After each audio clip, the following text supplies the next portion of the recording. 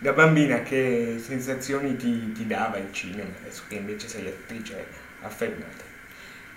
Da bambina era tornare a casa, era una sensazione strana il set per me, facevo il contrario, io tornavo a casa, a me ha sempre dato una grande emozione l'odore della cipria e quindi per me era tornare a casa e forse è rimasto un po' così. Prima di salire sul red carpet e accogliere tutti gli ospiti e le celebrità presenti alla 76esima Mostra Internazionale d'Arte Cinematografica di Venezia, Alessandra Mastronardi, la madrina di questa mostra, ci regala ancora qualcosa di lei e della sua infanzia.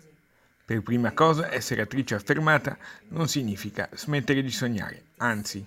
Ho tantissimi sogni, meno male perché credo che sono un po' il motore della nostra vita, perché sono degli obiettivi che ti poni e quindi spingi per raggiungerli, per arrivare lì, e quindi è come se non morissi.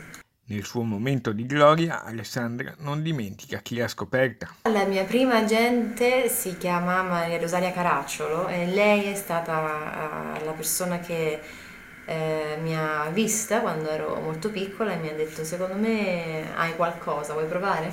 E io ho provato. Napoletana verace, Napoli nelle vene, Venezia nel cuore. Sentite come se la cava, a costo di rischiare un incidente diplomatico tra le due città. Ho Napoli nelle vene. Quindi un pensiero sulla tua Napoli qui da Venezia e poi chiudiamo. È la città più bella del mondo. Ops. Più di Venezia? Ops. Beh, se la possono giocare. Venezia è fuori, è fuori. Venezia è una cosa a sé.